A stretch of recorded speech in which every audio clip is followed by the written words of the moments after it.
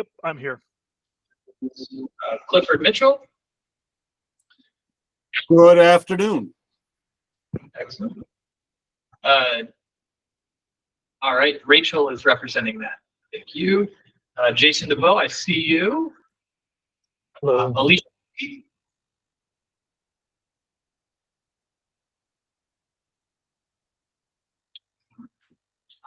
Allison Brightother, I see here. Catherine McCall. Afternoon. Brandon Bowser.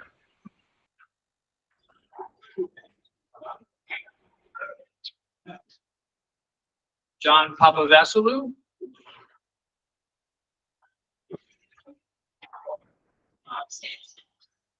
And Bill Fosu. Here.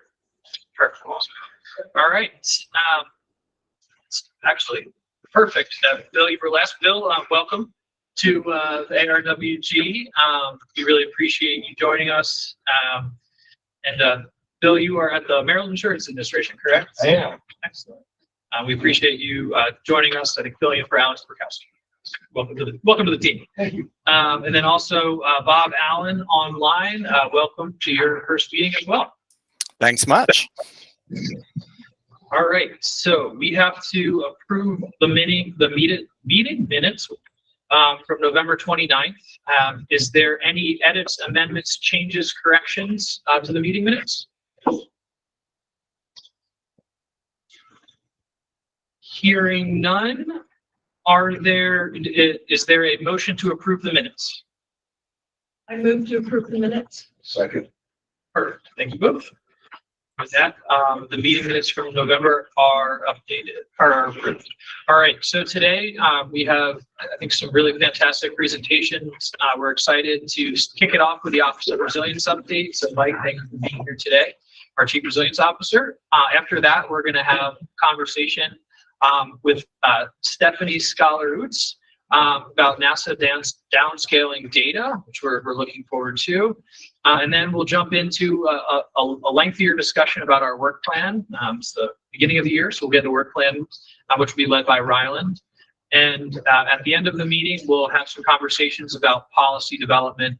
And that's some time that we hold at the end of every meeting to discuss potential recommendations we would want to discuss next year in the legislature. I know that seems extremely far away because we still have 40-ish days left in this session, but we're always trying to be prepared. And then we'll end with public comment wrap up. And I just want to apologize to begin with. I have to step out for a call from 3 to 3:30, and Riley will be taking over at that time. So to make sure we stay right on schedule, Mike, I will turn it over to you.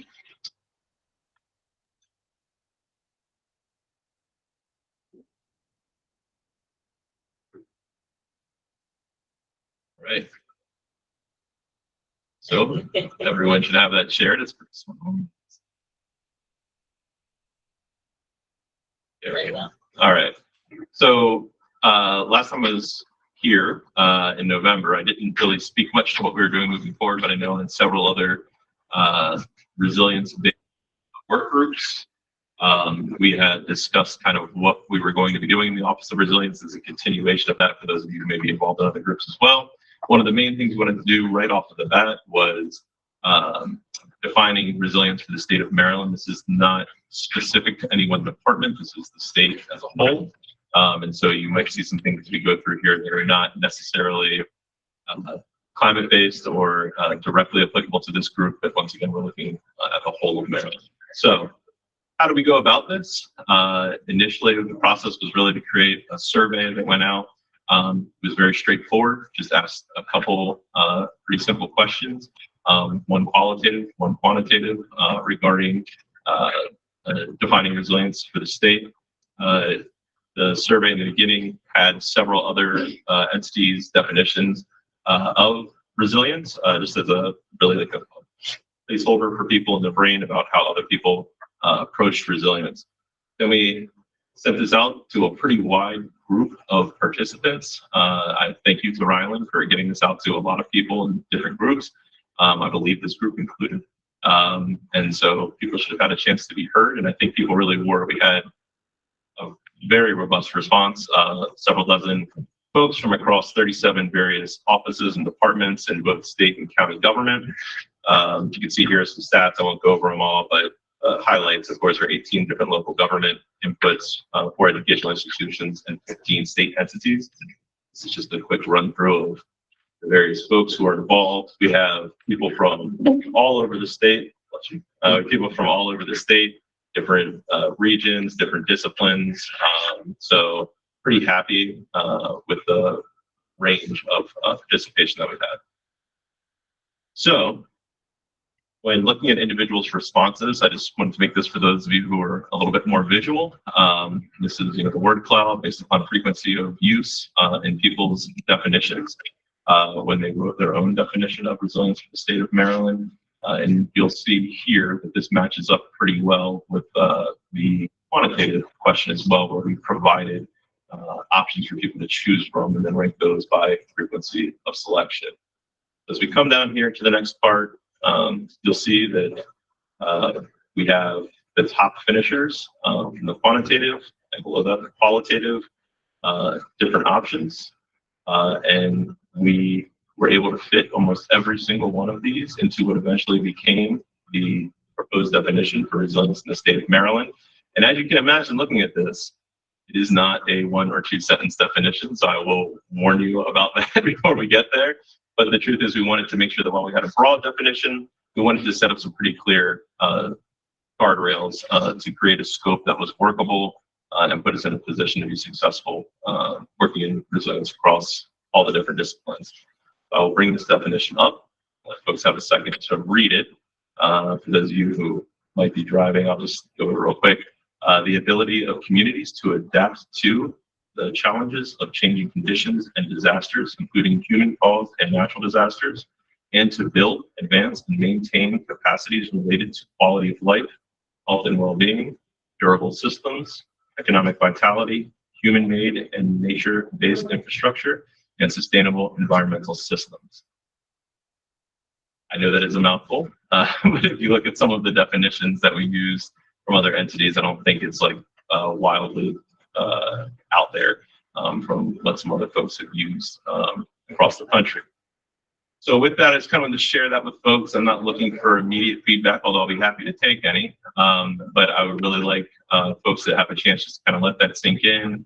Think if there's anything missing, we tried to use some pretty broad terms here for the purposes of being able to allow us some flexibility in the future to be inclusive of as much as possible within reason. This will not go out to the larger group immediately. I am working to get a work group together get the group together of the secretaries who would be most involved in this to kind of work with them on the larger work plan and make sure they're comfortable with these definitions. That'll be coming up very shortly.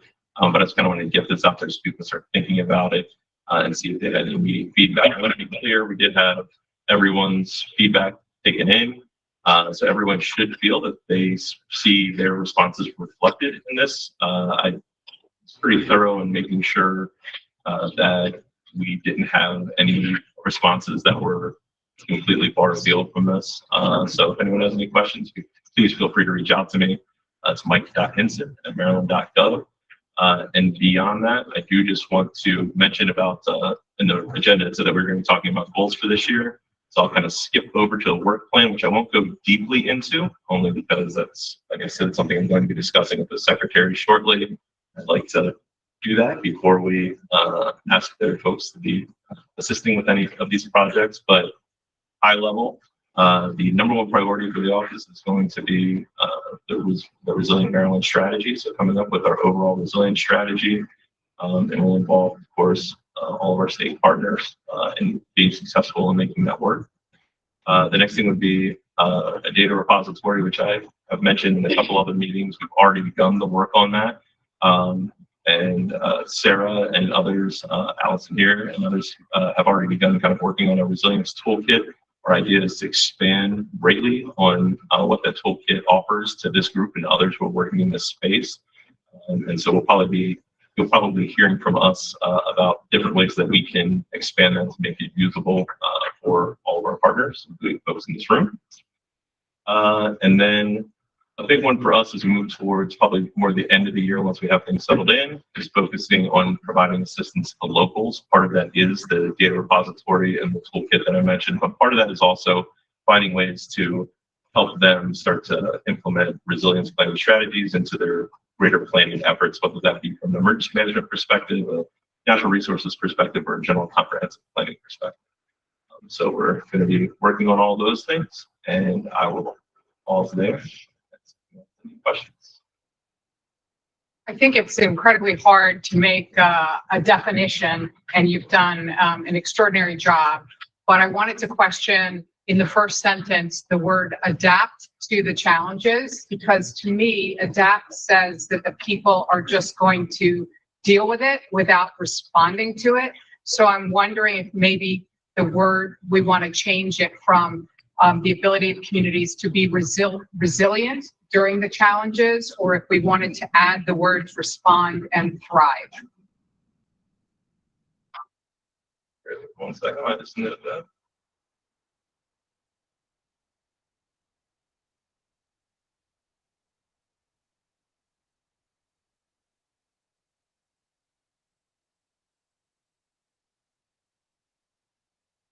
Okay, anything else? We got Jason on the online. Yeah, just one quick thing, just building off what Rachel said. There's also the question of like how quickly does a community bounce back from a disaster? I wasn't sure if you wanted to say something about that, about the goal for the speed of bouncing back from a disaster. So to that point, we can certainly consider that. I didn't want to get too far into that. There is a crossover. Sorry, this is the emergency manager in me. There's a crossover here with recovery, or disaster recovery. So that's something we can talk about internally to have them to see how we can maybe address that though. Yeah, that's a good point. Let me add that note here and we'll see how we can adjudicate that. Thank you.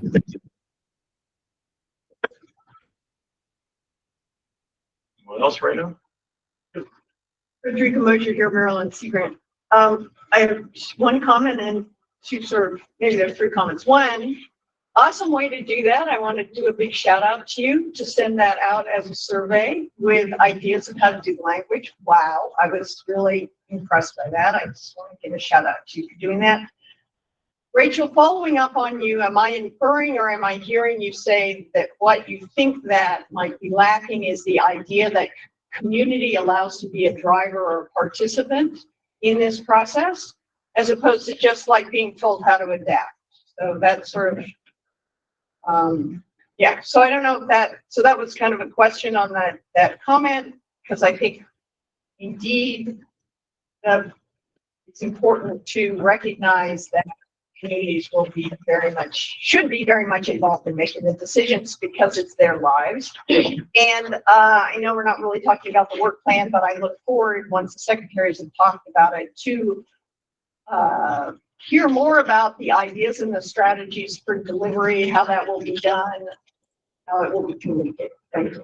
Well, thank you. Assuming all that goes to schedule, I would be pretty comfortable saying that I think it's a very good chance that we'll be able to discuss that next meeting.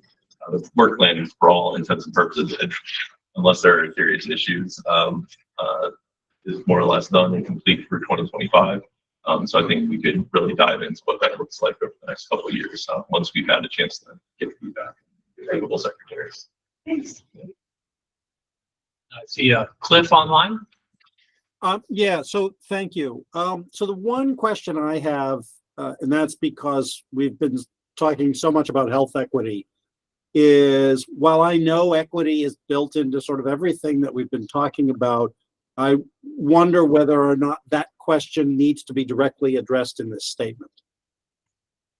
Great question. We had a lot of internal discussions about that. Actually, it is also in the Office of Resilience in our legislation that created us a direct connection to that. So we felt like it was already going to be a mandate, given that it's in the legislation. So we didn't feel the need, given how worried it was, to add it in here. However, if I receive feedback from folks, if that is something they'd like to see in here, I think it's something we can certainly consider. So I guess my thought is, if this is the statement that will be excerpted in other venues where it doesn't necessarily have all the context around it, it wouldn't hurt to include it in here. But that's a personal thought. Noted. If other people feel that way, certainly open to hearing that now, or like I said, through contact in the future, email, however works for you all. Any other comments or questions for Mike?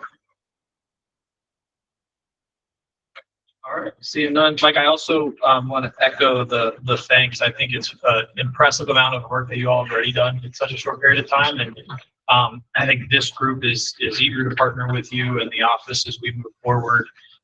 There's been we sit in this room, we think about resilience. We've done it for many years. I think we've got a lot of ideas to consider. So just want to also thank you for how inclusive you've been with everybody as you build this out. So it's a great start. Thank you. Okay, so we are going to turn to our next conversation about data, and I'm really excited to have Dr. Scholar Tius here, and I apologize if I am mispronouncing that. Dr. Stephanie Scholar Tius is the Applied Sciences Manager at NASA Goddard Space Flight Center, where she leads activities to advance the practical application of NASA data and science, connecting researchers across the Earth Sciences Division with end users, developing external partners, and fostering innovative uses of Earth observations for societal benefit, And she leads a team that convenes working groups with scientists and stakeholders around food security, air quality and health, climate and environmental health, disasters, mission applications, and the Chesapeake Bay. Her research focuses on the response of marine and aquatic ecosystems to physical forcing through the use of satellite data, in situ measurements, model output, and statistical reconstructions. She is also the principal investigator on research projects exploring ways to apply remote sensing to identify water quality issues for aquaculture. These and many other applied sciences activities inform NASA's upcoming spectroscopy missions, i.e. Plankton Aerosol Cloud Ocean Ecosystem, PACE, which is launching in 2024, and a Surface Biology and Geology, SBG, mission after that. She's a PhD in Atmospheric and Oceanic Sciences from the University of Maryland, a Master's in Physical Oceanography from the Graduate School of Oceanography at the University of Rhode Island, and a BS in Oceanography from the U.S. Naval Academy. We're very excited to have you here and to share this information with us. Obviously, data, information, and really building linkages is critical for us and how we think about resilience. So thank you for the time, and we look forward to the presentation. Thanks very much, and thank you for inviting me. Can you all see my slides? I just tried to share my screen.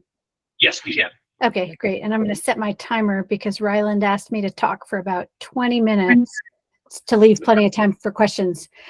So again, I'm Stephanie Scholar Tius, Applied Science Manager at NASA Goddard.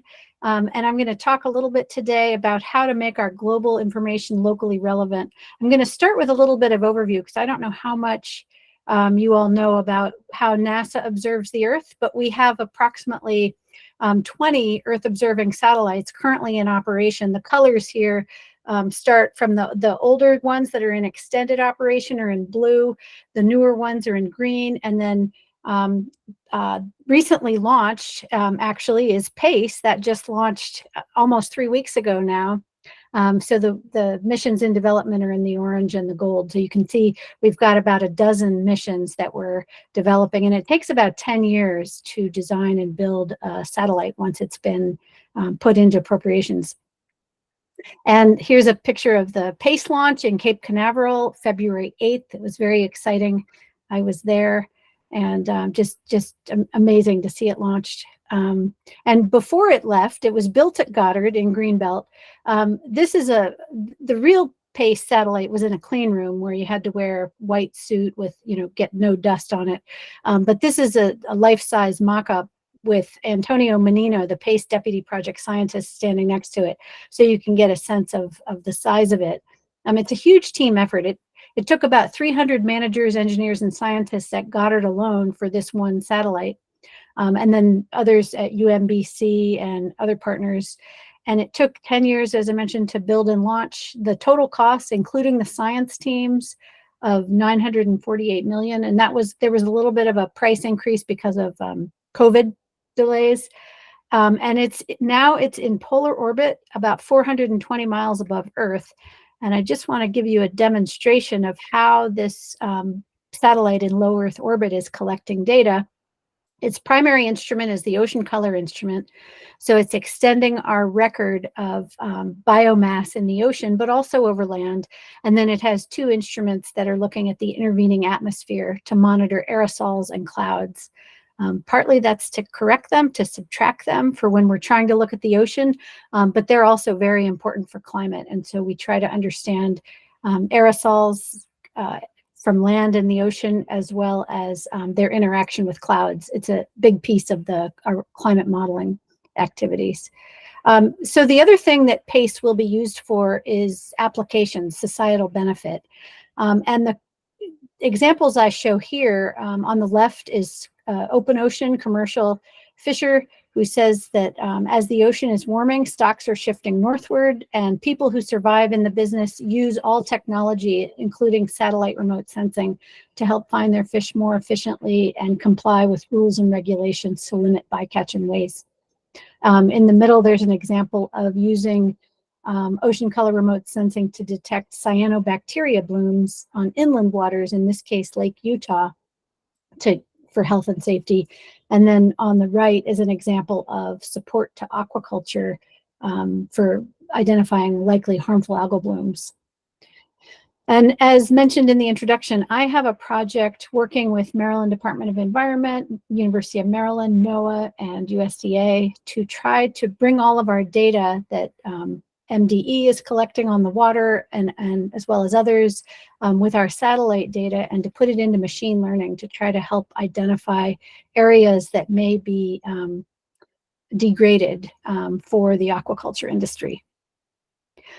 So in addition to a satellite like PACE, we have, as I mentioned, about 20 other satellites, and those give us a view of Earth as a system.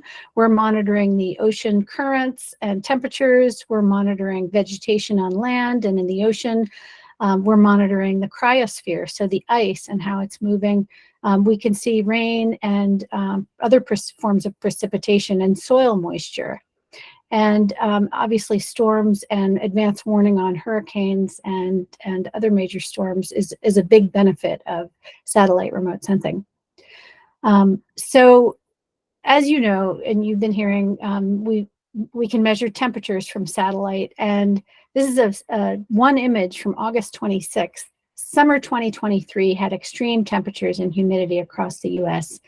And this is obviously a public health emergency and becoming more seriously so. Last year, 2023, on average, was the warmest on record, and it was 2 degrees Fahrenheit above the 30-year average between the 60s and 1980. And the last 10 years in general were the warmest on record. This was partly due to the El Nino in the tropical Pacific. It was partly due to the regulation on ship exhaust. But there are other things that we still don't understand about why last year was so much warmer than we expected. And again, global sea surface temperatures are also at a record high. Arctic sea ice, we can see that it's shrinking 13% per decade. And then sea level is rising. And so this shows that sea levels have risen about 7 inches since we started recording them with satellite in 1993. This is partly due to thermal expansion. It's partly due to melt of Greenland and Antarctic ice mass. And then in the case of the southeastern US, it's also due to the rebound from the last glacial age. So the other thing we have at NASA and we serve to the public are the Community Model Intercomparison Project, CMIP-6, climate models. So this is literally terabytes of data that's publicly accessible, and it is all of the different 30 different climate models that have been run to predict the future out for the next 100 years. And so it has been a real challenge to figure out how to make those actionable. Here is one example of my colleague Alex Ruane at GIS has looked at a high emissions pathway, and I'll mention that those climate models are run assuming socioeconomic pathways, either where we reduce our emissions, where we run our emissions at business as usual, or where we start emitting more greenhouse gas emissions. So this one is assuming a high emission pathway. Outdoor heat index threshold will have, in a lot of places, 200 additional days per year above that heat index, dangerous heat index threshold. And so this is one example, but it's always important to consider, what information is needed by the end user and what indices would help to convey that, and then to consider the connected extremes and the compound impacts and sequential and simultaneous impacts. And so the bottom line with working with climate models is you have a lot of assumptions going in, and you want to work with the end user to really understand what are their metrics, what are their thresholds, and how can we close the information gap to make the information useful. So here at NASA Goddard, we have taken those models and looked at temperature and precipitation projections for Goddard itself. So on the left-hand panel, you see the mean temperature change for each of the low, intermediate, and high scenarios. Observations are in black, so that's the historical period. And then going out into the future, you can see if we reduce our emissions, we could have a mean temperature change of about 1.5 degrees Celsius. But if we increase our emissions, we're looking more at 4 degrees Celsius increase in temperature by 2100 for Goddard. And then precipitation is a lot more variable, but in general, you can see that the extremes increase. There's a lot more variability. So we began this project to advance local climate resilience, working outside the gates of Goddard. And so it's starting with understanding the priorities of Prince George's County. And we've been talking a lot to the Department of Environment to try to figure out where could our data fill gaps. And we've converged on their climate action plan, which has implementation goals of temperature trends and heat islands and tree canopy prevalence. And we've been looking for things that we could detect in remote sensing and help them with their accounting. So now we've got a heat risk pilot project in formulation. And I hired Catherine Stover through University of Maryland Earth Systems Science Interdisciplinary Center, who's been helping since August to track down their priorities, really understand their needs, and help us bring our resources to bear in a way that's meaningful to them and doesn't overburden them with, tell us what you need and things that aren't going to be helpful. We really want to quickly understand their needs and converge on what information of ours could be valuable without reinventing the wheel. And then I have a separate project that's working on the climate projections on flood risk and validation. And that's taking a whole year because we have to very carefully look at all the different models. I'll show you an example in a minute. But through that Prince George's County Climate Action Plan, we have been surveying relevant NASA data for temperature, for land use, and for tree canopy, asking them what environmental data do they currently use, and then how can we fill gaps. And we've just started, in the past few weeks, we've started having bi-weekly discussions with them to really converge on helping them with their information needs. And there is still a gap because our satellite data are coarse resolution. So we will still, they still need sensors and higher resolution on the ground, which we're also, I've made some recommendations, and they're pursuing getting some help. Congressman Ivey's office has been really interested in helping local communities unlock resources, federal resources for these types of things. And so we are designing the pilot project, as I mentioned, around heat distributions, and we're also talking to their people that are looking at health impacts. This is an example. So urban heat islands are obviously also relevant to land cover and land use, which we can also monitor from satellite. And so this is just a quick snapshot of subtracting 2022 land use over a portion of Prince George's County from 2018. And so the colored panel in the bottom here shows areas that have become more impervious or have less vegetation are shown in purple. And then areas with more vegetation are shown in green. And this is just a very quick snapshot subtracting August of 2018 from August of 2022. But this is the kind of thing we can work on with them to once we identify in the temperature records, what are the 20-year patterns? Are they matched with land use, land cover change patterns? And then I wanted to mention that there is a resource online where anybody can go. It's an early effort by the federal government to bring our data into a place that's easily accessible, and it's called earth.gov. And I went on there and drew a mask over Prince George's County, and I was able to pull out the model projections for how many days will be above 90 degrees using that intermediate socioeconomic pathway scenario. And that's what this plot on the left is. So, you know, our goal is we're going to help them with this first study. We're going to provide products that are useful to them for the future so that when we leave, they have resources to dynamically update what they're using from NASA. And so through this process, it's a 18-month, 24-month project. It's helping us to learn what they need with our longer-term objective to actually provide climate models. So, you know, first we look backward and we do these studies, and that helps understand what they need and how they can use the information. Should we give it to them in GIS format? Do we need to put it in a spreadsheet? Do they just want plots? And then our longer term objective, again, is to provide the climate projections to help them make decisions on building climate resilience. And those will include a lot of information about the ranges of the different models and the uncertainties.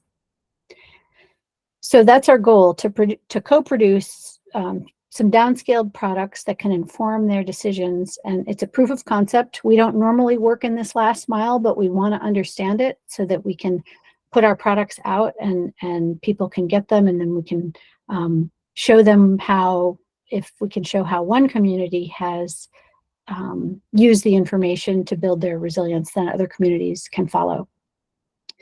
And this is an example of the complexity of the climate models, and this is just looking at precipitation. So when those 30 climate models are run, and this is just showing on the right the 15 best ones, to get a sense of how skillful they are, we compare the historical part of the record. So we have historical precipitation, and we compare that with the 15 best performing models shown here. And the ones that correlate most closely over that 14-year period in this case are shown in red. And so you can see that there's 3 models that look pretty good for precipitation over Prince George's County. And these are at 10 kilometer by 10 kilometer bins. You know, as you all know, and I'll just reiterate that all models are wrong, but some are useful. So those 3 models, looking at the projections in those, will help give us an indication of, you know, where it looks like things are going at this intermediate socioeconomic pathway. And then I'll just mention that we're also keeping an eye out to neighboring activities. And so this Adil Sepulveda Carlo on our team has been looking around, and he's got this Washington, D.C. heat sensitivity exposure index. They contracted out to Cadmus team.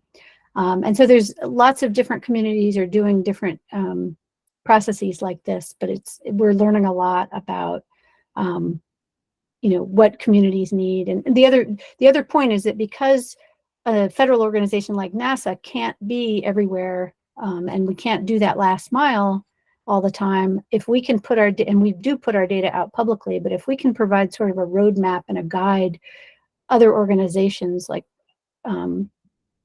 communities and private sector can access our data more easily and implement it and use it and take advantage of this taxpayer investment.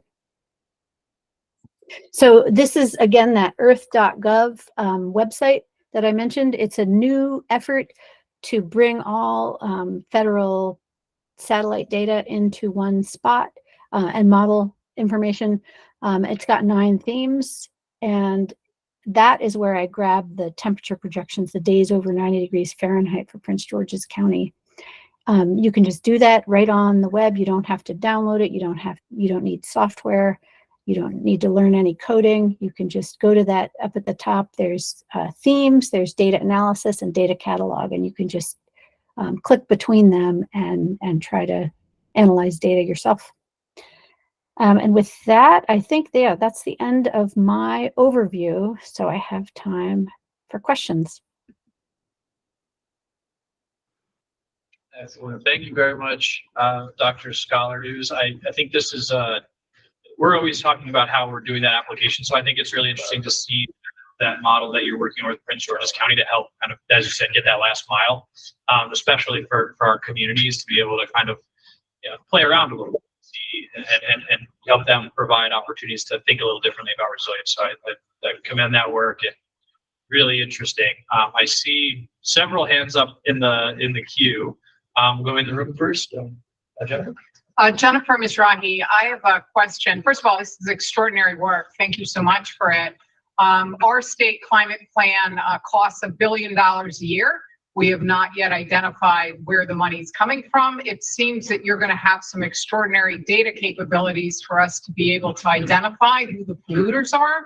And so I wondered if you could comment on any suggestions you might have about public policy around using that data for either fines or fees for polluters that your data is identifying. That's interesting. So under that earth.gov, there is now a greenhouse gas center, and that was prioritized. That was a top priority of the administration to get that up and on there. And EPA is the one who does the regulation. NASA is not a regulatory agency. So we have the caveat that all of our data are research grade. That's why we don't get sued all the time, and EPA and NOAA do. But yeah, that you will be able to easily go on earth.gov and see the greenhouse gas center if you're looking for carbon dioxide, methane, those types of emissions. I'm assuming that's what you meant, right? That is what I meant, and I wondered how quickly that would be. So if there's a spill, for example, when would we know about it? Interesting question. Yeah, we're not extremely fast. I mean, there are NASA satellite data that are up immediately. And so you can go to resources like Worldview and see, today's or yesterday's imagery. We don't have there. Oh, and that was my timer. Sorry. We don't have a product that we don't currently have a early warning system. It sounds like you're asking for, right? Yes. Yeah. We're working on some of those. We don't currently have early warning system. We have that a little bit with Forest Service for fires, but we don't have it for spills. But that's a goal. We're trying to work toward that. Thank you. Any other questions there before we go to the virtual world? I just had one. That was a great talk. Thank you very much. This is Frederica Mosher with Maryland Sea Grant. So are you working with county government in Prince George's County, or municipal governments, or boundary organizations? I mean, how's that? I'm just trying to think of the last mile, and then in particular, perpetuating the use of the data that you have, and how do communities continue to find capacity within their organization, perhaps, or through boundary organizations, to continue to use the data. Thank you. So we are working with Prince George's County Department of Environment.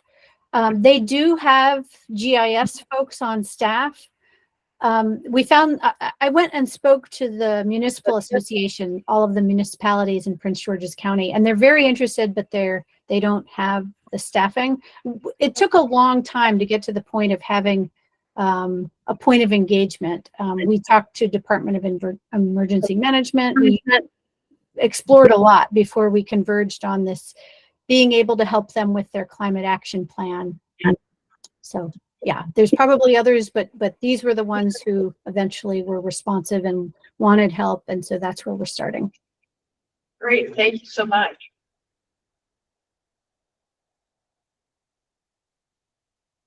All right, I see Jason's hand up online.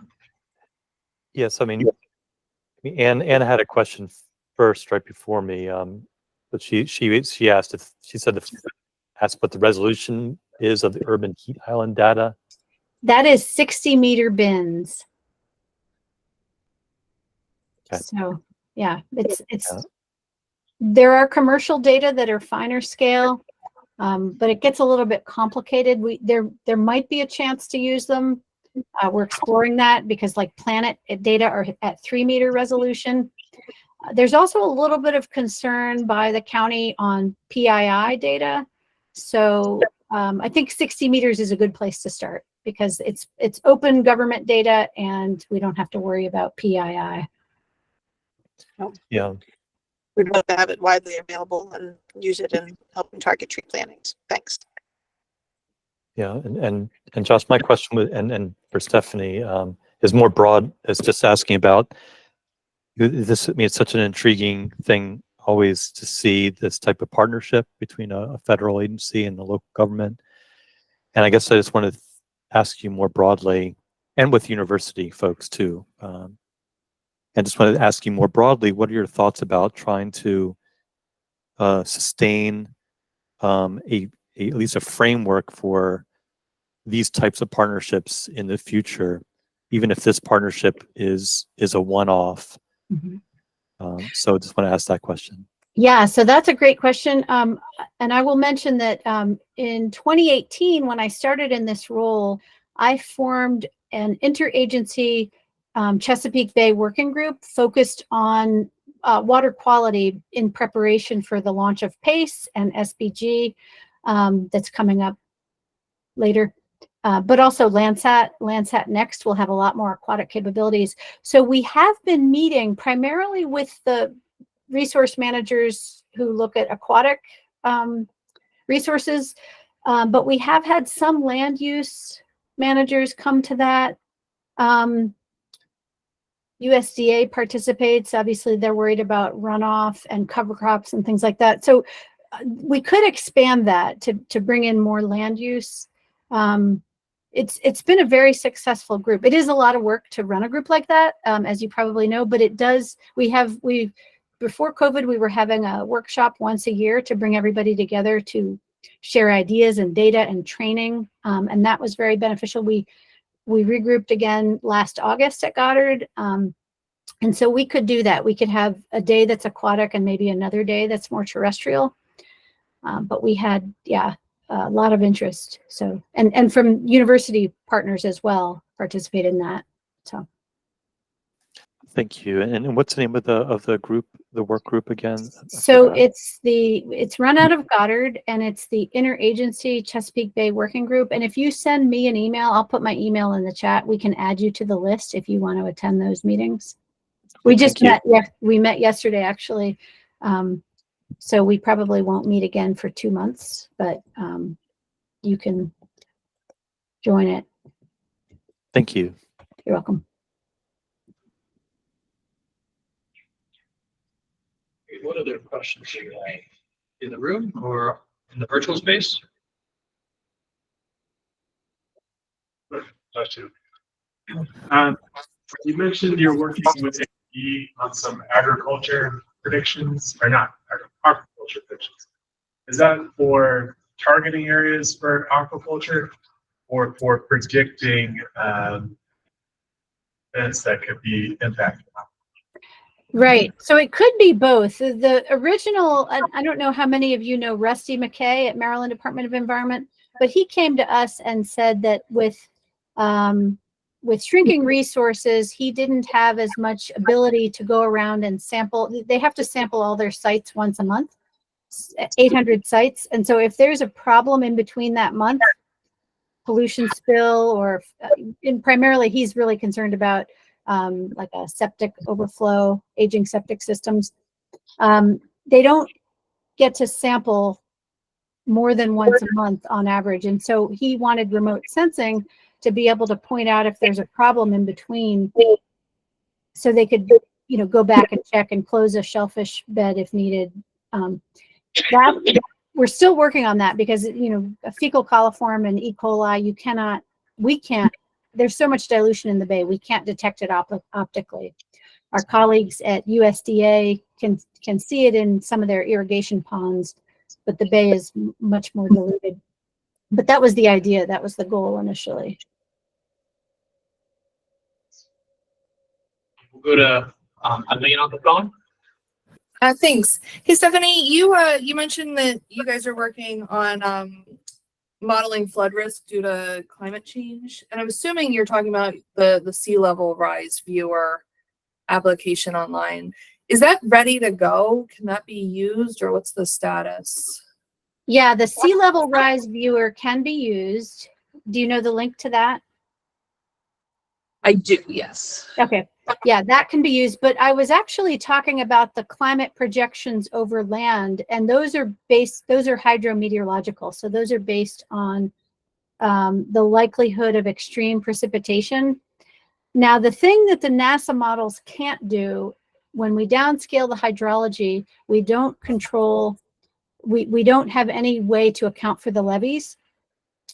I have a public-private partnership with an organization called First Street Foundation, and they do handle levees in their methodology. So we may work with them to be able to provide information that takes into account the levees. That was one of the things that all of the mayors asked me when I went and talked to the municipal association meeting. They are very worried about levee overflow. Okay, so we're definitely interested on this. I'll follow up with you on email, I guess. Where are you in that project? So that project it's supposed to be ready by September. And we're about halfway through the validations. They're validating everything very carefully to figure out which climate models to exclude. And then we'll take the ensemble of the best performing ones. Actually. Yeah, the thing about government is, federal government is, people want to be very careful, and it's not like private sector. Private sector puts things out and doesn't let perfect be the enemy of good. Like First Street Foundation is putting something out, and then they're updating it and improving it every year. So people don't think it's perfect, and some people are pretty critical of what they're doing, but they're putting out information that people can use. We're a little bit the opposite. We want to be a trusted source, and so we take years to vet everything and then put it out as people are waiting for something. So yeah, hopefully by September. Excellent. Thank you very much. I'm going to follow up I'll follow up with you offline. I have a lot of questions about plankton movement, but maybe not for this group. So I'll shoot you an email afterwards. But thank you very much for coming and presenting to the group. I think seen from the questions, this is an incredibly important piece of the work that we have, and I think just hearing from you, and I think seeing opportunities for partnerships is really exciting for us. So thank you again for your time today. Great. Thank you all too. Okay, so we are going to move on to the next part of the agenda, which Ryland will be running, which is looking at our work plan. I have this step out for the audience participation part of the meeting. I know some of you might not be familiar with Mentimeter. This is a program that anyone who works with me knows that I love utilizing, because it allows us to quickly census thoughts, opinions, and broadcast it to the group.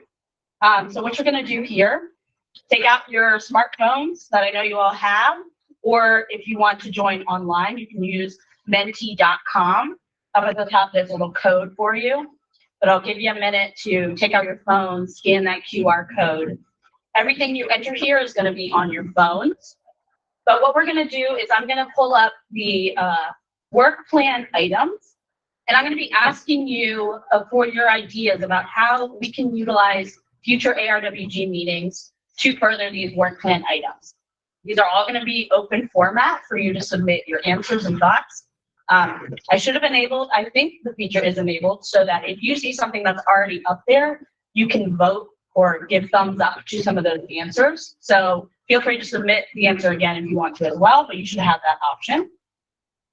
I'm going to go ahead and just jump right in here. So I'm starting with just, I'll tee up each of the agenda items with the started work plan items with a reminder of what that work plan item objective is, and then I will lead you to answer those questions. And if you want to participate verbally, you can feel free to raise your hand and we can do that as well. But that's what this time is to vote for. So first up, we have the Interagency Funding Task Force. The deliverable for that item for this work plan is that the ARWG will establish a proposed membership scope of work, including timeline and recommended action items for the Interagency Task Force. So really, we're just trying to start getting that together and figuring out what's the best way to utilize this recommendation. So the first question, and this will be on your phones, guys, it should tee it up on there as well. Do we have any ideas on how to best facilitate formation of the Interagency Task Force? Some prompting questions I put on there. Who should be involved? Any specific funding sources that we should be looking at or types of funding? We talked about grants and loans might be a good option for this group to look at. What are some maybe suggested action items? Does anybody want to volunteer to be a part of this group? So we have our first response, DBM. I think that's a great suggestion considering it's funding related.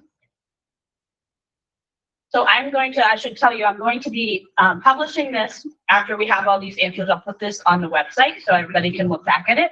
But I'm going to be using these results to help me formulate future meeting agendas and how to guide the discussion for each of these items.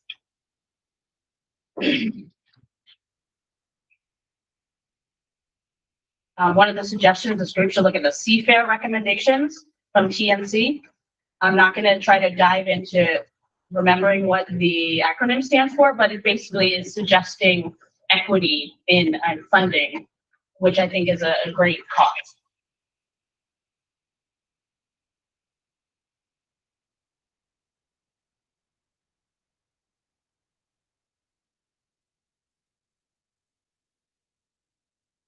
Let's see.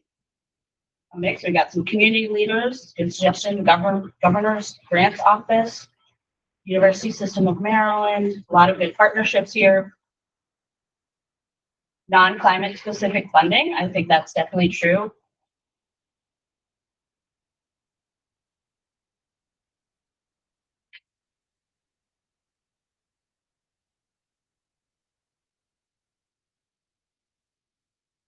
And if anyone is particularly invested in wanting to be a part of this group, you can always feel free to email me on the side and I can make sure to tee you up if we have future meetings about participants, identifying participants.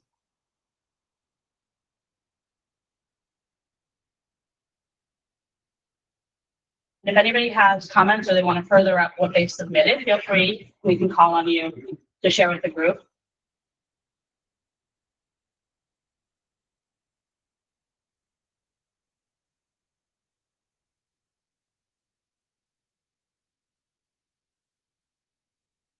All right, a lot of good ideas in here.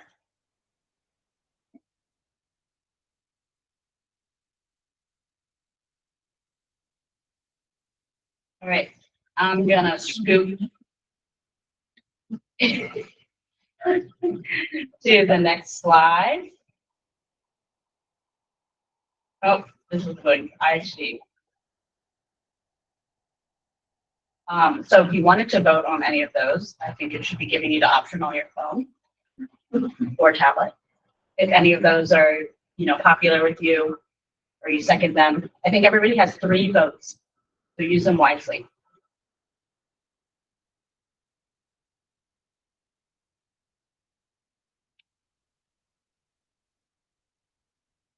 I'm also open to feedback if anybody particularly hates this platform or things like that, but I find it useful to solicit group input here. I love the platform, but my connection does not. You can send me your thoughts by email, Anne. I'll have to later. The old-fashioned way. Arlene, can you read the number to rejoin the top? 3486-5705.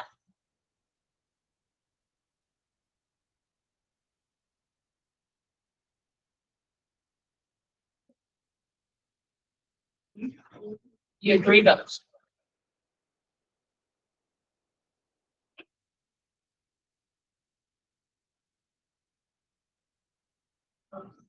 Show the results.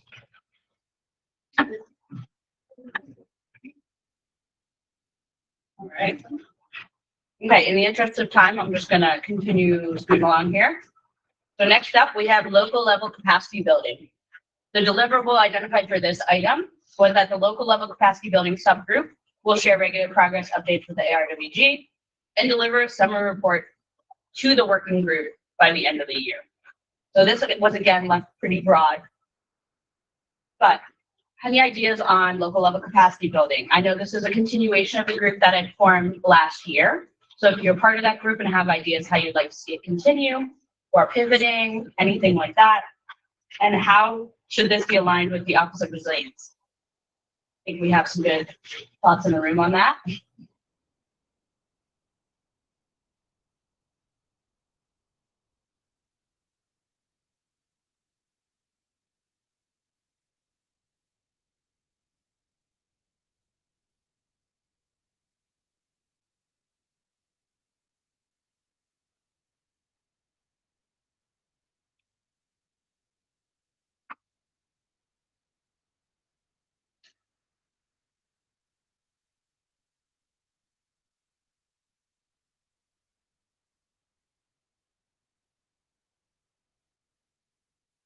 Prevention of duplicate efforts, I think definitely a concern of ours, and we want to make sure we're not stepping on toes or wasting time. Developing best practices to share with local government, I think definitely important. Potentially having local government representation, of course. You put in more than one answer into these. Yes.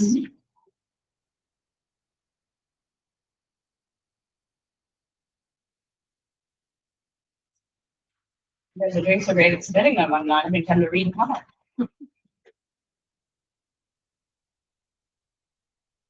Yeah, leveraging existing support programs, definitely. Data collection. Working with resilience authorities.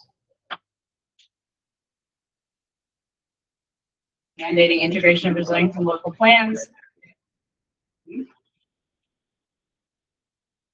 Funding local champions for their connectivity work, definitely. CCS's market analysis needs assessment.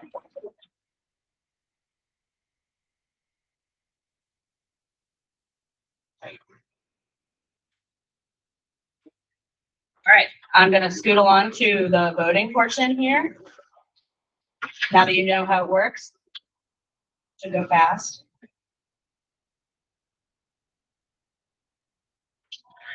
Unless you can't vote.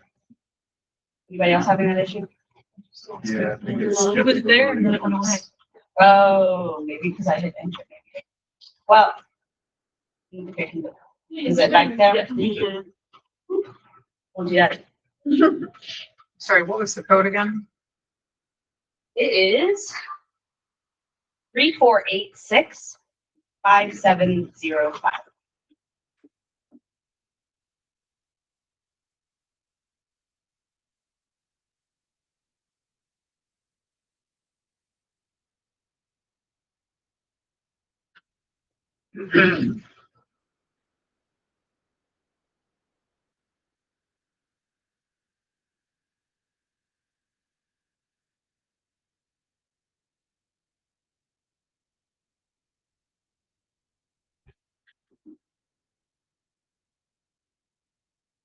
I'm worried once I hit enter, it'll stop. Did it last time?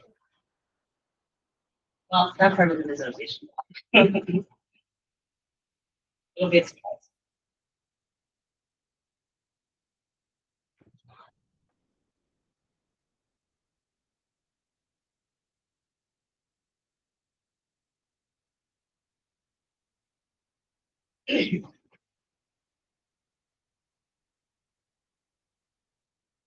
All right. Most popular, build on established networks, funding programs and partners to enhance capacity investments. Definitely popular. Okay, and then next up, local community liaisons. The deliverable for this item is that the ARWG will devote time at a future meeting for a discussion on workforce development and cultural competency in 2024. Discussions will include perspectives from organizations working with low-income communities and time to brainstorm how agencies could increase culturally competent hiring to further climate change and adaptation goals. And I will also anecdotally tell you I am trying to work on putting together a panel for this objective. Hopefully that is in the interest of people in the group. But if a panel is something that you agree might be a good use of discussing this item, feel free to suggest potential panel participants or just general roles that should be panel participants if you don't know specific organizations or people. Any suggestions are welcome.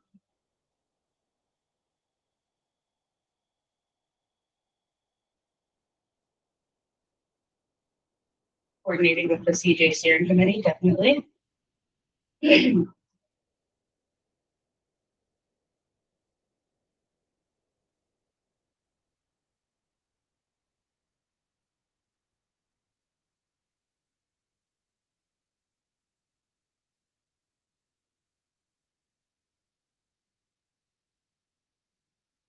Funding source and sustainable plans for community liaisons.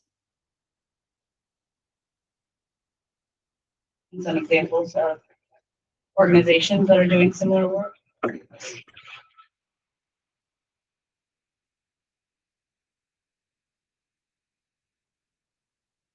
Support programs to develop talent within communities, definitely.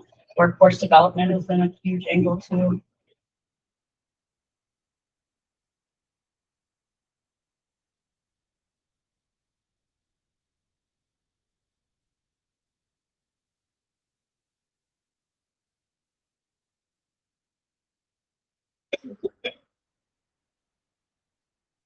So I think one of the things that I'm seeing here that has come up in some of the conversations I've had already is a community liaison being somebody coming from that community itself versus the hiring of somebody at a specific organization to focus on a part of the country or state or municipality. So there's, I think, two different facets to working with communities, and one is hiring somebody to focus in on that group, and another is being able to hire somebody that already lives and works in that community to help provide that input to you. Because I'm seeing a mix of some of these programs that do already exist, but they're not necessarily hiring community members. They are focusing staff on regions.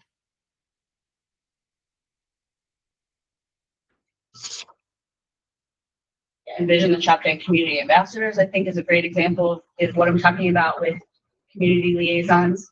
I guess I'm also using liaisons as an example of the wording that I'm preferring, but ambassadors, I think, is a great alternative.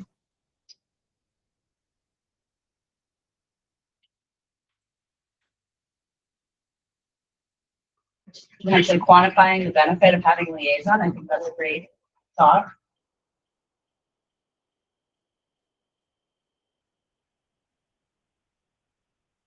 All right.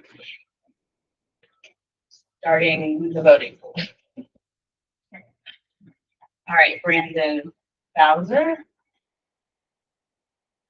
think liaison is a better term.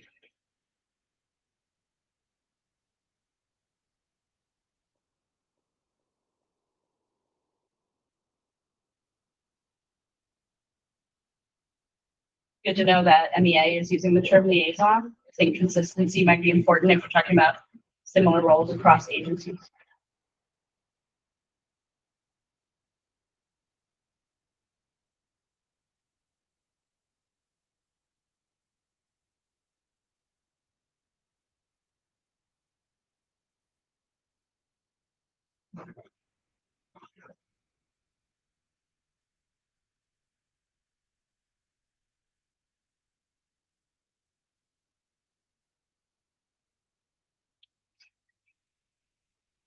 We got decided we need carpet outside.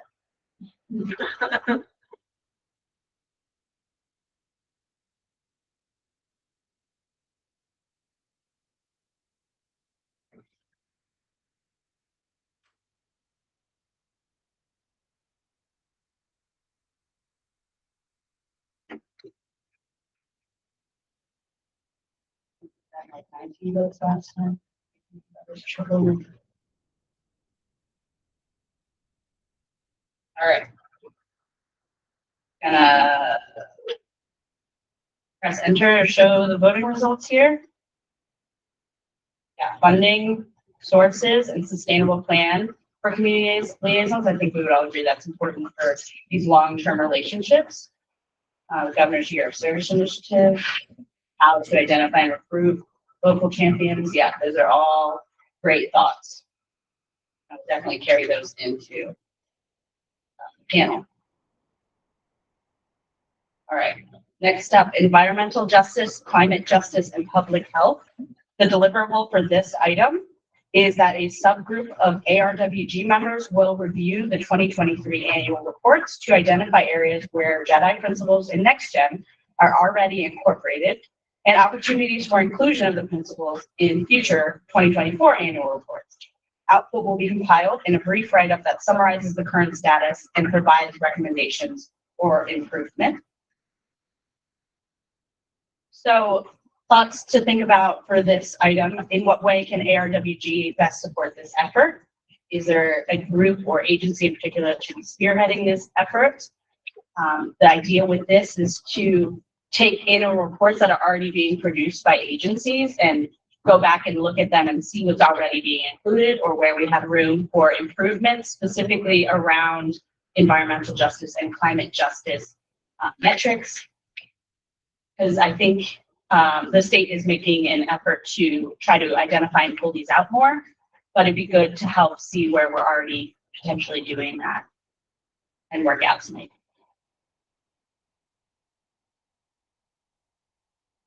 The EJ officers within each department, I think a lot are being brought on board, so that would definitely be good to tap into those resources.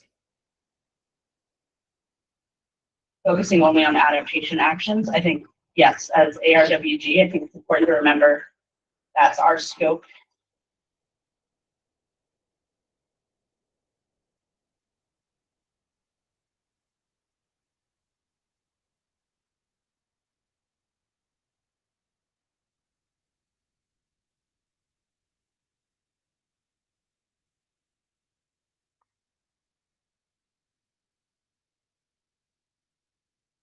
Defining what these terms mean across all agencies. I think definitions is big.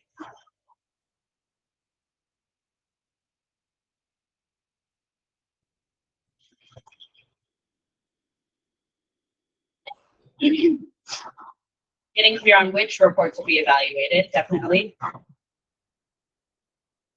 Only state required reports or any annual report, you're right.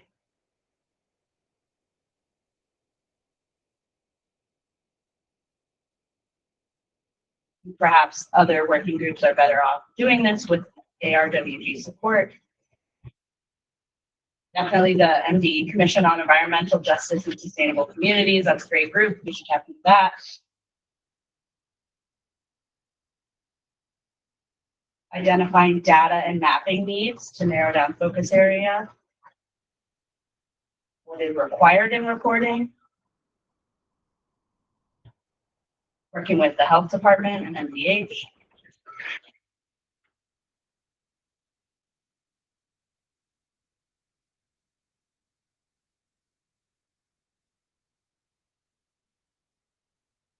definitions again, definitely.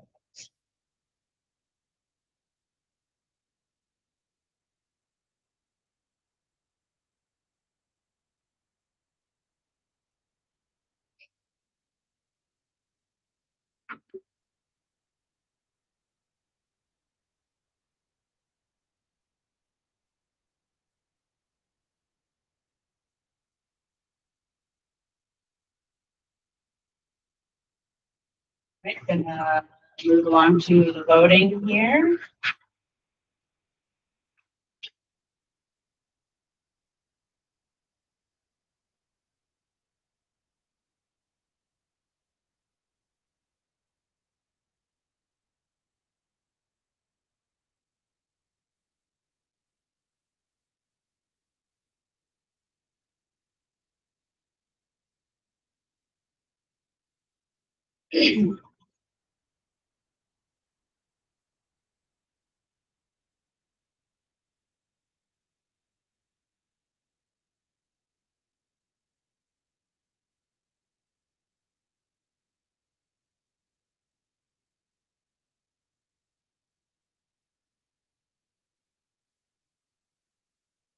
The one time when it's okay in a meeting to have everybody looking at their phone.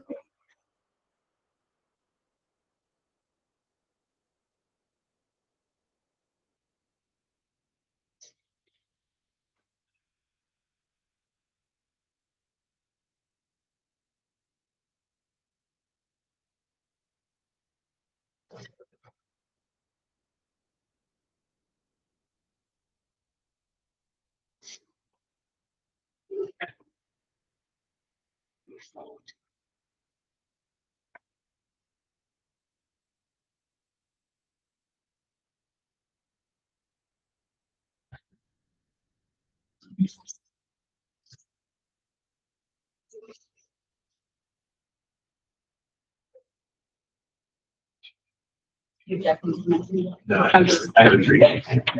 Oh. Thanks for coming.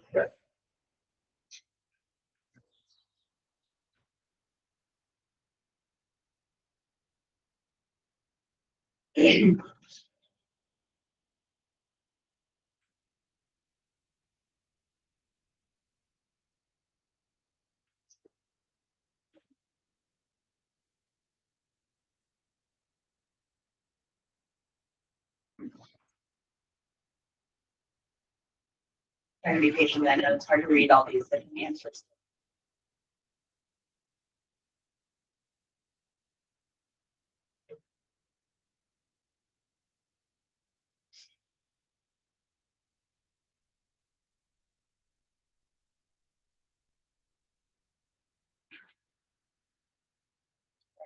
I'm going to move on into maybe a left, so we won't mention anyone.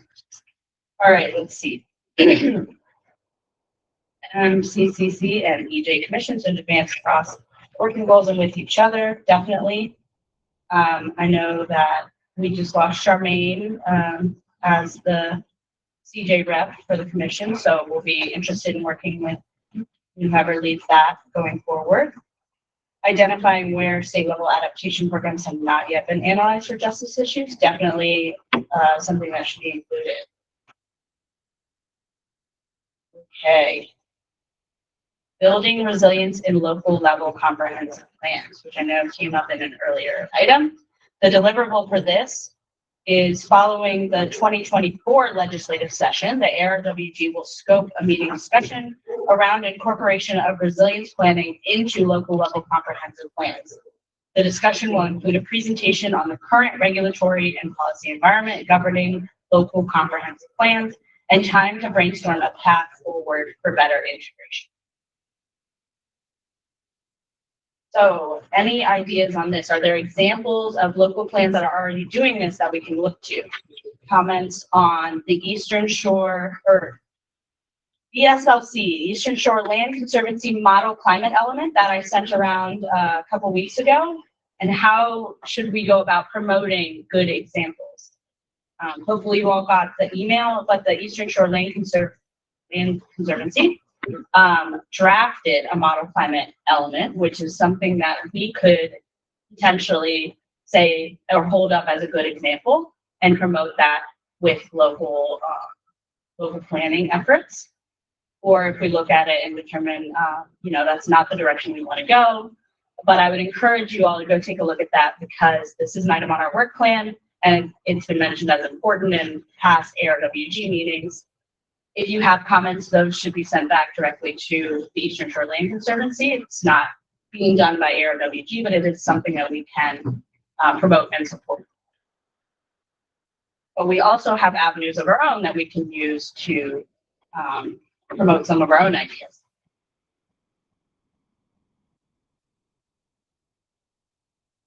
So I see the idea of a template, plug and play, with directions on how to access downscale data. I think that's great, and that's very relevant to the talk we just heard from Dr. Scholar Hughes. We should be cautious putting more requirements on local communities without giving them the resources.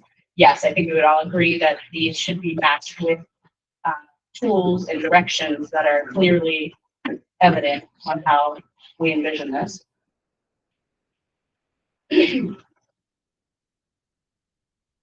Providing guidance, definitely. Seeing these elements throughout the comprehensive plan and not restricted to one element. We'll mention that the addition of as an element was suggested at the commission meeting by one of the commissioners. So that can be something that's up for discussion about whether we disagree on that. Maybe we want to see it in every single component, or do we want it to be its own separate element? That's something I don't know if everybody is 100% either way on. Into Virginia. Charlestown.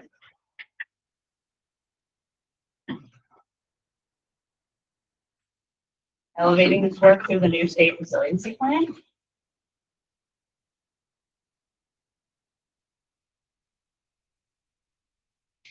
An analysis of various plans to determine common features and novel ideas. Okay.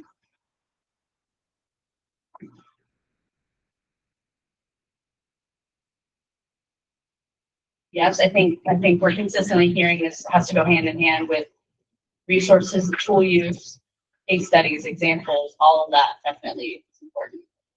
Worksheets, templates, technical assistance that we can provide.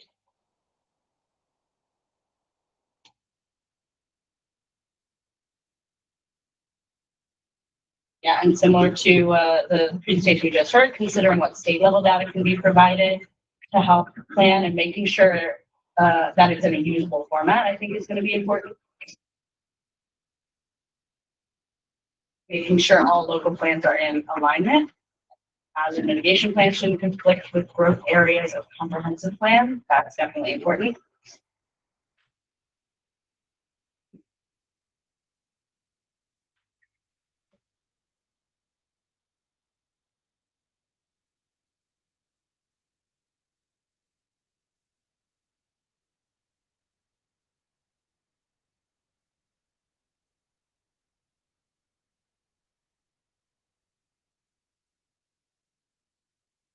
Making this as easy as possible if we are mandating it, definitely. Okay. Let's start the voting portion. All right. Any of those resonated with you guys?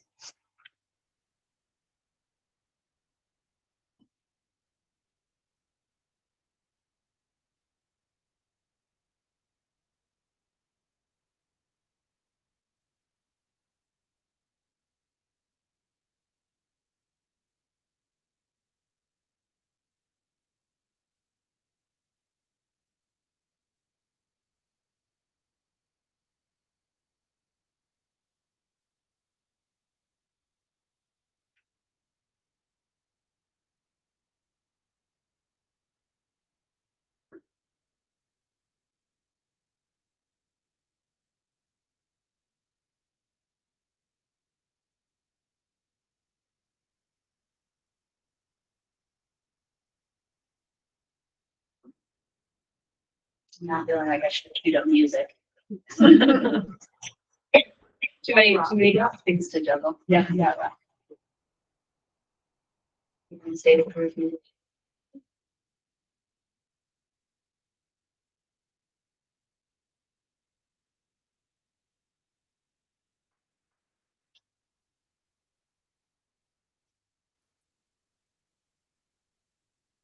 One of the choices was their choice worksheets. All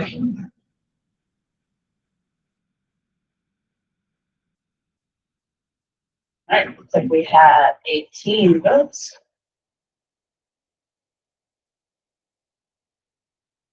Okay, top runner, provide guidance. Definitely. I definitely think we can all agree that it's probably the theme of the voting. And definitely being cautious of putting more requirements on local communities without the resources. So that's good to keep in mind as we build this recommendation. And that's a wrap. So you can put your phones down. I really appreciate you guys taking the time to provide the guidance and input. I'm going to be using these to develop, again, future meetings, like I said. But if any of this prompted thoughts that you guys had on how we should utilize an actual in-person meeting like this to further any of these, panel is one way to do it. And that's why I mentioned that in the community liaison section.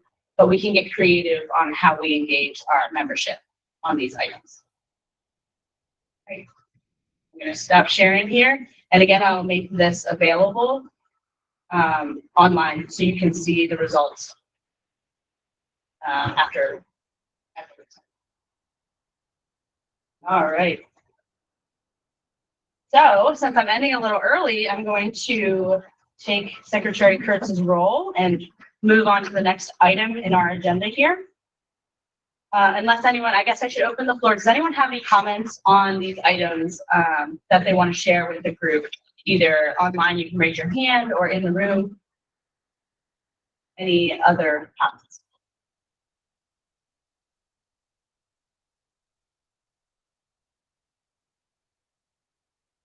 I thought it was fantastic to use as a tool. Would love to get ideas around how we can educate the public around the climate issues. Yes, definitely. I think one of the things that I will put out there is I've been hoping to engage more with some of the other working groups, which I did see some of that input in the Mentimeter answers, working within the commission as part of the commission, but with the other working groups like the ECO, the education group, be important, and the climate justice working group as well. Go ahead, Jason. Yeah, I was thinking maybe we should try to fit this in also into the governor's plan and the performance indicators that he wants us to measure and make sure we're following.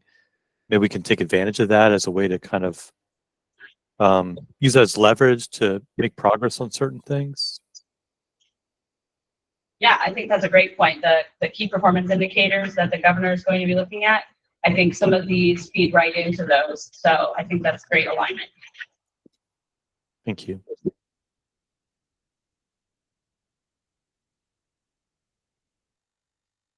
I was moving too fast earlier. So now we're going to go ahead to the policy development section. So this section of the agenda, again, it feels a little premature because we are currently in session, but I know a lot of you have been tracking bills that are currently coming in or seeing some that may not pass that we want to pass, even though we're not there yet. But it's never too early to start teeing up next year's discussion.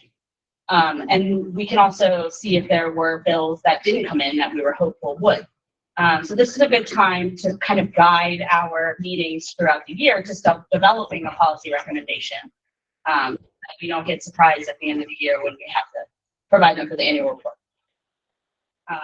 Anybody in the room want to comment before I go to online?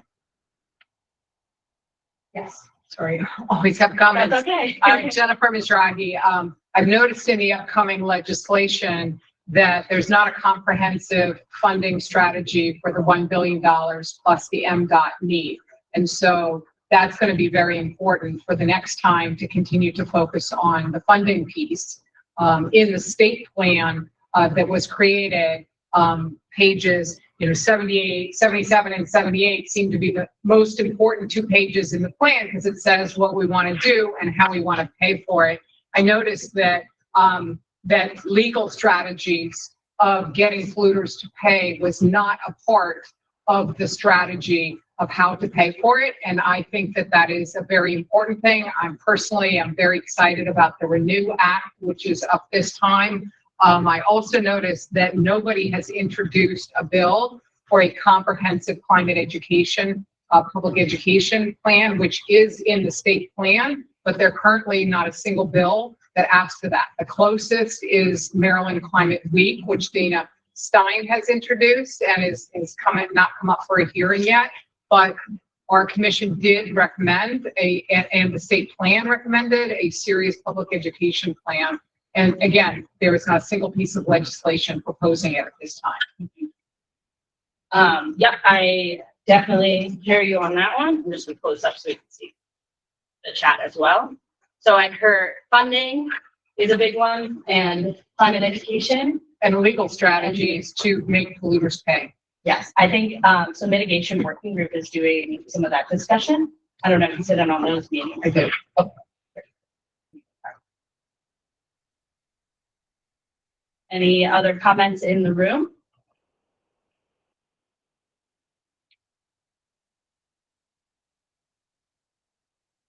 Okay, I know Anne had her hand up. Is it still up?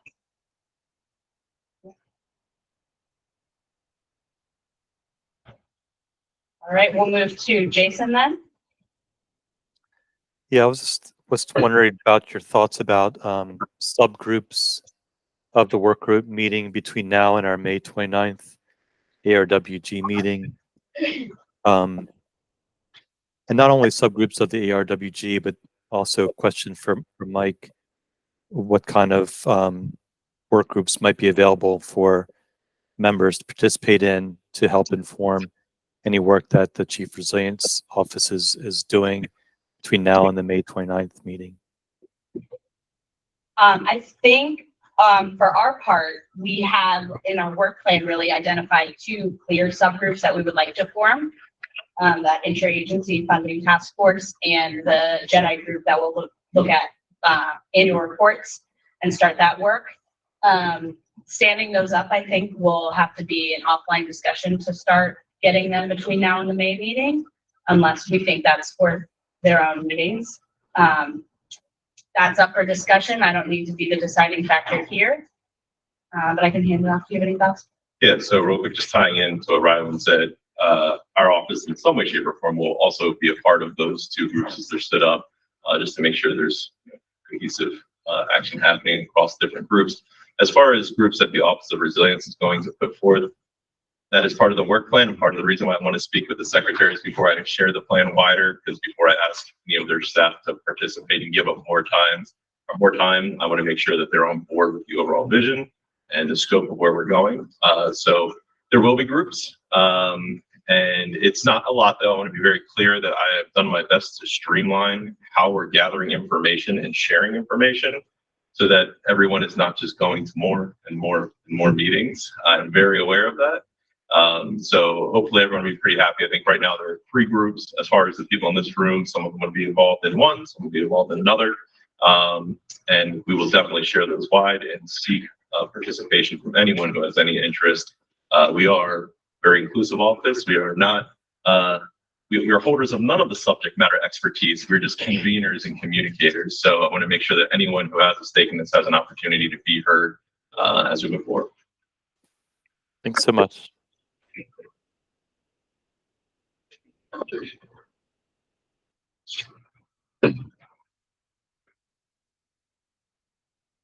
Any other questions?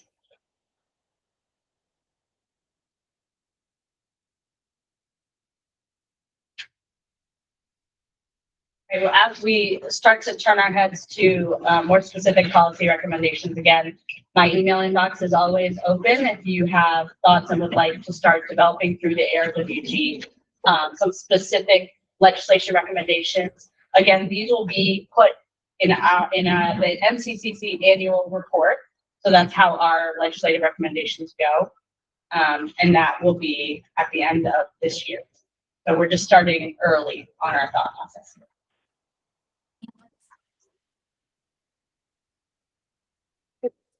Rylan, Yes. this is Ann Thurston Strang. I'm having trouble connecting, so I'm on the phone now. I just wanted to mention the invasive species prism as a strategy that other states are pursuing that I think are going to be really important for certainly adaptation and resilience for natural habitats. Maybe I'm just ignorant, but can you explain a little more what that is? Their regional invasive species management is essentially points of coordination or ways to encourage joint action on invasive species. Lower Shore Land Trust has developed one. The Lower Shore, the DC area has one. Pennsylvania has their Maryland Department of Agriculture organizes them for Pennsylvania, and Virginia had some as well. And so there's different models of funding, leading, coordinating it, but it's certainly something that's a fairly widespread need across anything to do with both land and water management.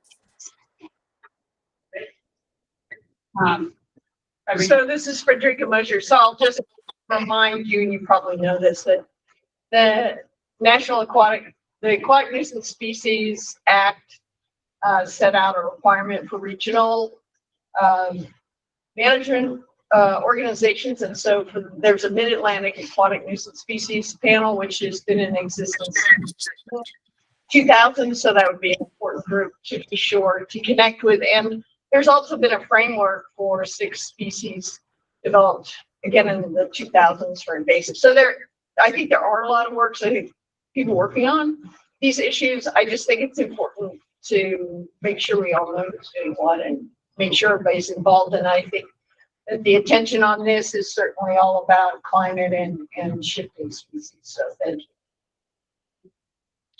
This is Jennifer Mizrahi. I just wanted to make a suggestion for a lexicon change. The words Jedi that is being used, I'd like to suggest that we change it to IDEA, which is inclusion, diversity, equity, and access, because then it includes the 669,000 people with disabilities who live in the state, and that's really been excluded. Last time we did include that in the recommendations of the commission, but nothing's been done about it to date. I have a comment that I am just carrying forward from someone else that I heard talk about it, but that we should not even be using it, right? We should take the time to say diversity, access, equitable, inclusive, justice. And so I just, to capture that in the notes, I think it's really important that we say it. And I know we live in an acronym world, but I think in this case, hearing that access does get dropped and it gets subsumed in, oh, well, that's inclusion, right? But it needs to be said. So I just put that up. I saw Brandon raise his hand. Sorry, you go first. Okay, go ahead, Brandon. Oh. I think that was from an earlier hand raise. Brandon, is this one real? Maybe. Okay, go ahead, Allison. Just a question, and I don't know how in-depth we could get in these meetings, but I know we only meet 4 times a year. But into that policy discussion and some of the bills that are in session right now were brought up, and so maybe like after session we use what was proposed and passed or not passed as kind of like a starting point for what maybe like this group thinks is viable and useful policy, instead of like starting from scratch, like, oh, what policy do we need?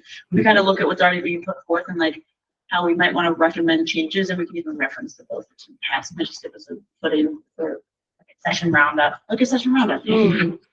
Yeah, I know the commission as a whole does a little session roundup, but they look at it in the context of their annual report, not sort of holistically. So I think that's a great idea.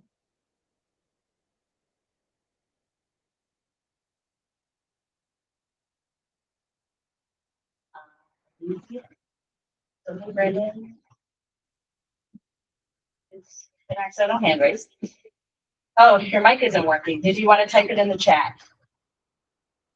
If it was real. Yes, okay. Okay, we'll give him a minute.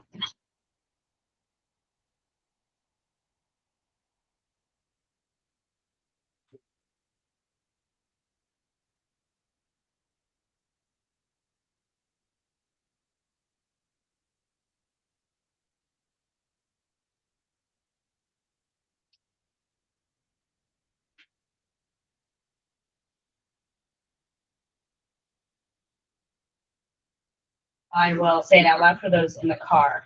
In regard to the equity/justice terminology, it's super important to make sure we are using terms that are relevant to what we're doing and have a tangible outcome or set of resources people can access and see. I've been in a lot of equity circles where the terms equity, justice, etc. are thrown around without any defined outcomes. Communities understandably get frustrated with this, so it deserves some extra care and thought. I think the room wholeheartedly agrees with that.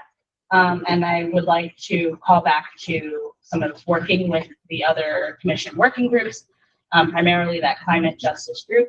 I know we have Brandy Espinola, and she was on earlier, I think she's still on, but she is our climate justice representative, which is a hard job for one person to do, so she's doing great.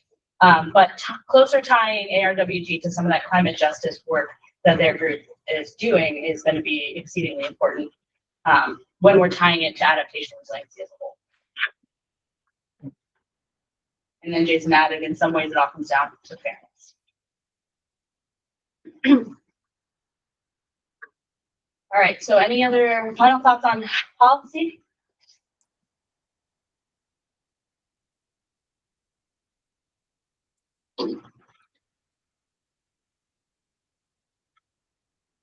Go ahead, Cliff.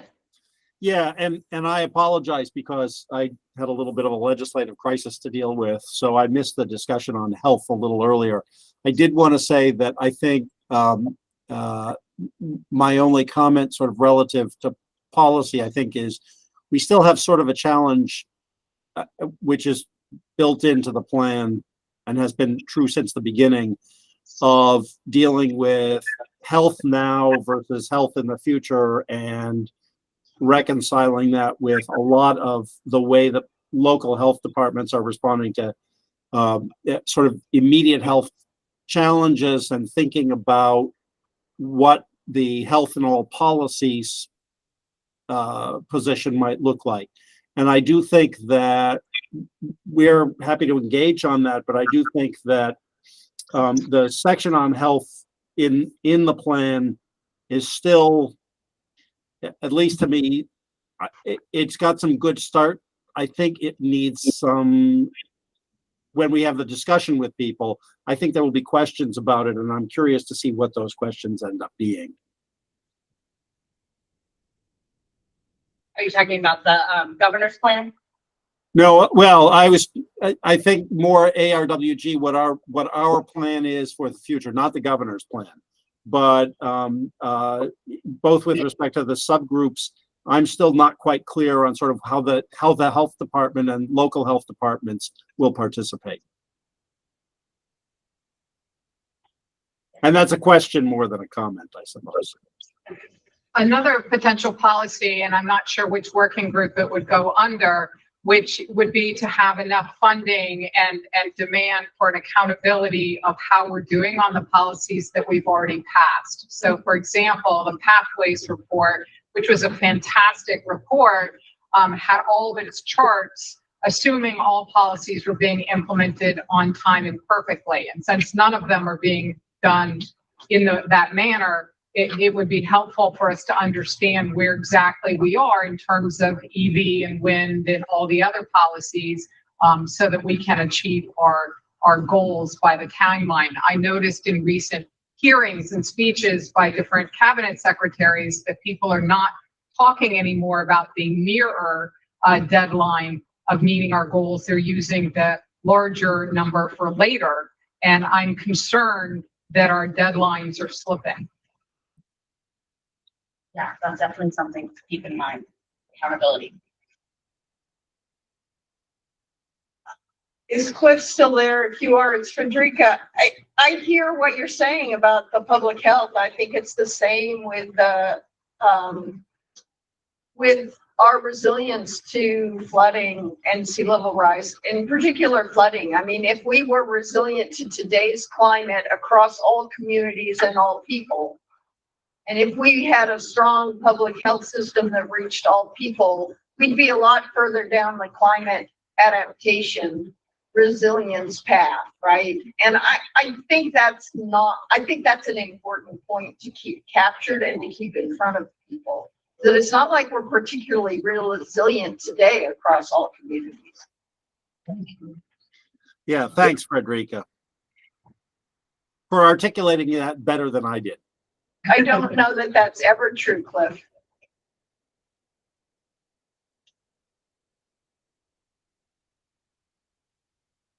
All right. Final thoughts?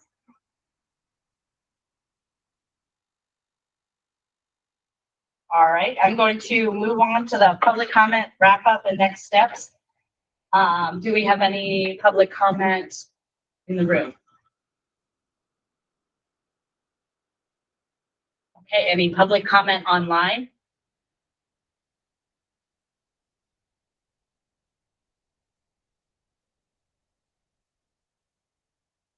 Okay, not seeing any public comment. I'm going to wrap up the meeting. Remind everybody our next meeting is May 29th. But if you have thoughts on things that you did not carry into this meeting or want to be private, feel free to shoot me an email and I will do my best to carry that out. Otherwise, thank you all for joining us today and enjoy the rest of your Wednesday. Thank you. Thanks, Rylan.